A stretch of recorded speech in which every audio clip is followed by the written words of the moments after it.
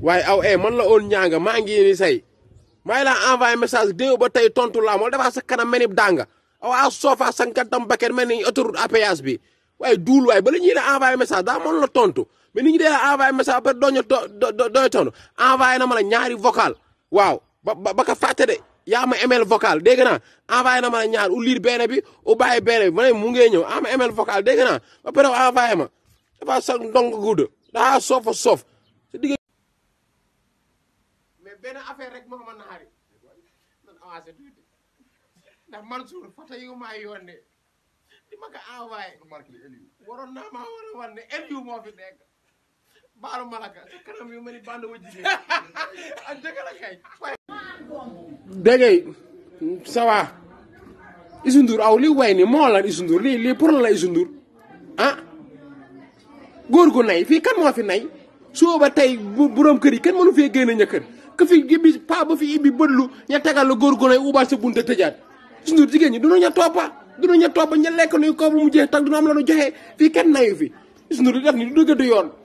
ah ñun dañu laa déglu di la seetaan di la suivre Youssou Ndour war laa nekk fii la góor ga nay fii kan moo fi nay Youssou Ndour ah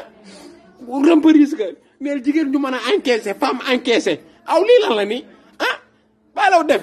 karawaat nga ñaaw gi mel ni génn ak ñaam loo war naa kaa wax pour la Youssou Ndour ah fi mu doon kenn mënu fee génne kenn mënu la wax amul dara la doo expliqué ka fi nay laa bëgg ña lekk nuy koppar jigéen dayaa nata dayaa tuur dayaa tànn béer ngénte céetal man lay fi ndeyale baa ko toppee say po doo dese dara ah 10 000 daa kaa yeewu waale u xëy ñëw wecce la 300 pour ataaya ma ne ko booy kaa bi na fees mu def ko ba mu fees ma ne ko boo ma jox ataaya bi da ngay sukk mu sukk xëy na foofu lanu yàlla boole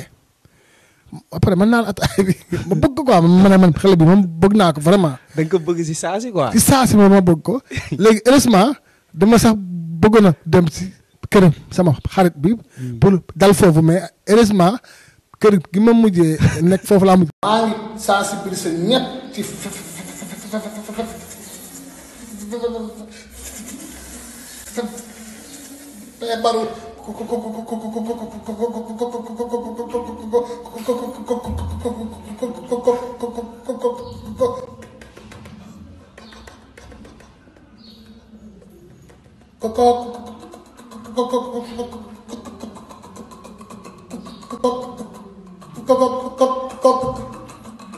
feebaru virus bi baaxul toog boo ma bëgg a tey rek Ndiaye Ndour jawa dama bien tey alhamdulilah loo wax gars yi jaajëf waay ñaanal nga ma jabar ba pare bàyyi si nga def ñaanal nga ma jabar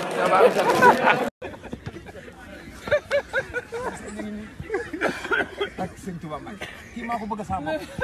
tey am rek kii boo déggee ñu naan Pepe Kele Refane kii ko moom kii borom Refane Mbacke Balla Aïssa yow mo sëñ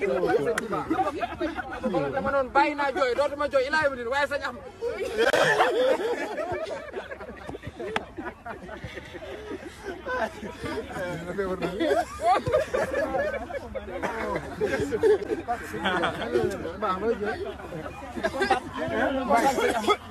kontaan rek waa baax ma arrêté ko daal kontaan naa essay bu def dara ku doos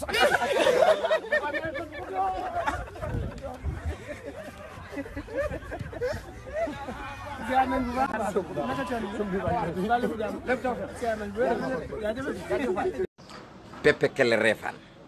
ak Pepe Kele Samba Ndour mooy bu bees bi Pepe Kele Samba Ndour ay waay Pepe Kele Samba Ndour ñu ngi ñaan yàlla rek de di ñaan rek yàlla na ko fi yàlla jële